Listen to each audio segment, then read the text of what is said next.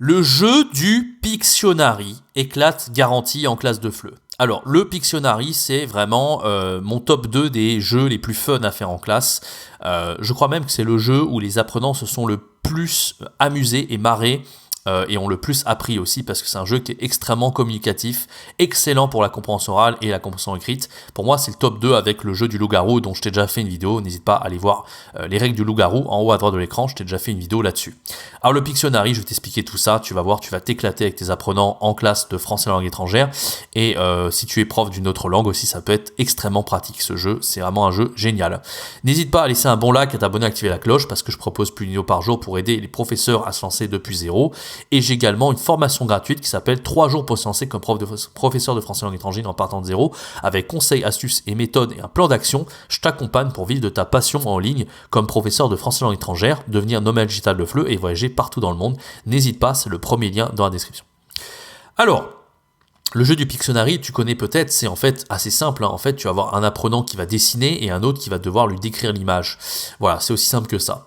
Quand tu fais cours en ligne, tu as un super site qui s'appelle scribble.io. J'avais fait une vidéo complète là-dessus.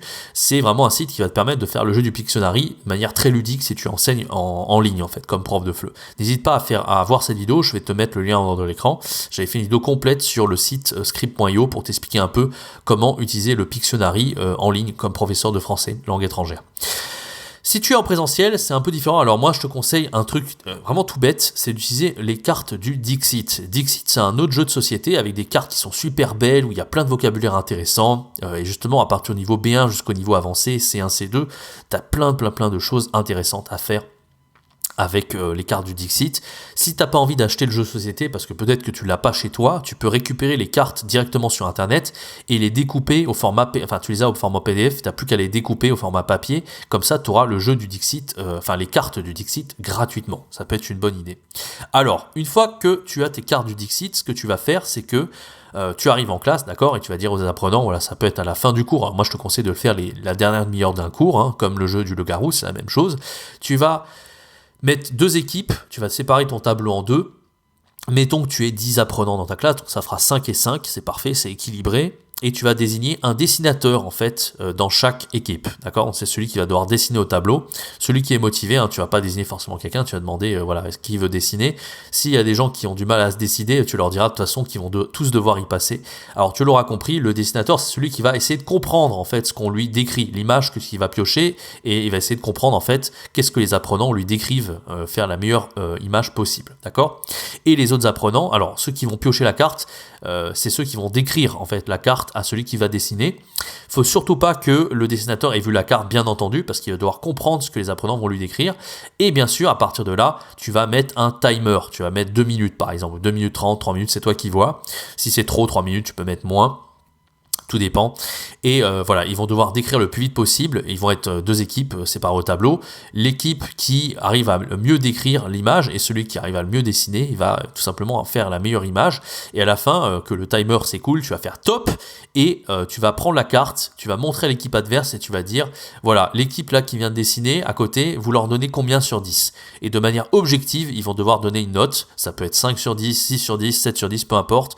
Et si la majorité des apprenants, les 5 apprenants met par je sais pas 7 sur 10, il y en a qui mettront 5, d'autres qui mettront 8, enfin tu fais la moyenne en fait dans ta tête de toutes ces notes là, t'as pas besoin de mettre une calculette, hein, juste tu fais la moyenne, et ben tu mets un certain nombre de points sur 10, voilà, par exemple 7 sur 10, et tu fais la même chose avec l'équipe d'à côté, tu vas prendre la carte de l'équipe adverse, tu vas dire voilà, est-ce que ça ressemble à l'image originale, ils vont devoir noter sur 10, alors en général ils rigolent beaucoup à cet endroit là, parce que des fois ça peut être super bien, ils vont être impressionnés, des fois ça va être horrible et nul, parce qu'ils n'auront pas su bien décrire l'image et tout, même si tu laisses un peu plus de temps.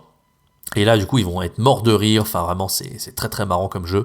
Et voilà, c'est l'équipe qui arrivera à avoir le plus de points sur 10 qui va gagner. Au final, tu feras un deuxième round avec quelqu'un qui va dessiner à nouveau.